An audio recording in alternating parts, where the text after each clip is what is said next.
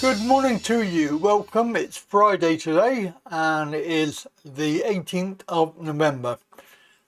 Last night I saw this article. This was in the news, mainstream media, and also on GB News, Twitter. So the Chancellor, Jeremy, has decided that the cost of fuel is going to rise by 23%. 23%. If you want to know how much that is in relative terms, that is around 12p a litre. 12p a litre. I've just been to this station to fill up because I was nearly on empty, and it put £97 worth in there to fill it right way up to the top. £97 worth of diesel, whereas a few months ago, last year or the year before, it would cost around about £65 to £70. So it's now costing me £25 more to fill up my tank. So you can imagine that this is going to take it over the £2 a litre. It's going to be like nearly 10 quid a gallon. In old money, 23% rise for no reason whatsoever, except that this is all part of the Agenda 2030, which is to get rid of privately owned vehicles and transport. You will not be transporting anywhere, not travelling, including, if you remember, travelling by plane. So they're going to close all the airports and have only 2 or 3 left in the UK.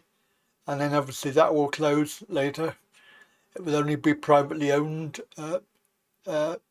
planes that will be flying.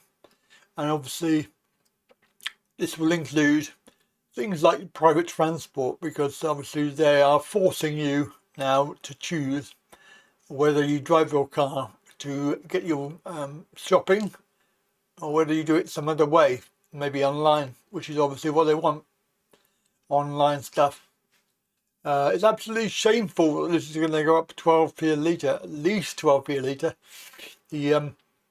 Obviously they want to push this agenda, but because obviously this was reported GB News. Let's have a look. Jasmine, just bear with us because Liam, I think, has got some breaking news for us. Well, it's not really breaking news. It's just, people like me going through the documentation, the small print, the tsunami of information, and you find some pretty startling nuggets from time to time. This is paragraph 61, and van drivers and people who rely on their car for work may want to pin back their ears. This is paragraph 61 of the OBR's accompanying documents to this autumn statement. There's going to be a 23% increase in the fuel duty rate in late March 2023. How much? 23%? Which adds £5.7 billion to receipts next year, says the OBR. This would be a record cash increase and the first time any government's raised fuel duty rates in cash terms since January 2011. It's expected to raise the price of petrol and diesel by around 12 pence per litre. There you go. On top of what we've already got in terms of increased Indeed, I think that should have been mentioned in the statement. Absolutely. Funnily enough, it wasn't. Jasmine, coming on that. Funnily enough, because the problem with petrol, diesel, it's what literally fuels our economy.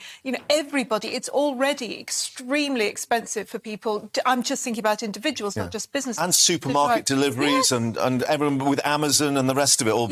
So that puts on top of the price that we're having to pay at the moment, it's going to increase the prices of everything. I think that's an appalling idea, really. And we've got, I think, unleaded at the moment, 166, 167 litre. OK, as we speak, right, in newsrooms across the country, front pages will be altered as the media wakes up to what I just said. This is absolutely huge. This really hits at the heart of the alarm clock classes of Britain. They're just about managing people in Britain. Across rural areas, a car is not a luxury. For many people on relatively low wages, a van or a car is not a luxury. Why would you do that when the OBR has already identified that we're in recession now and likely to be in next year as well, which is when this is going to kick in? Because I think you don't really understand the economy that you're supposed to be managing, if you want my personal view, Mark. Yeah, because they've obviously gone 180 degrees from what they were 8 weeks ago. This is going to go down really, really badly. OK.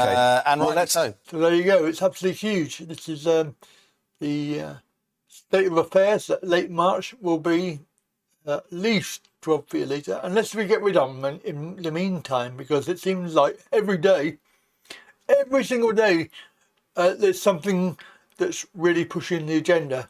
That's if it's not taxation, which it is, or if it's not benefit cuts, if it's not that, if it's not the rise in fuel, if it's not a shameful attitude of the G20 pushing the mandates for travel, which is another story.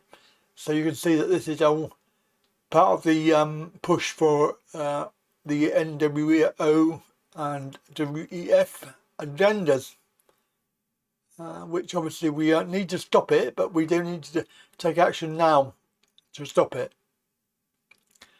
That's it from me. Have a very good day.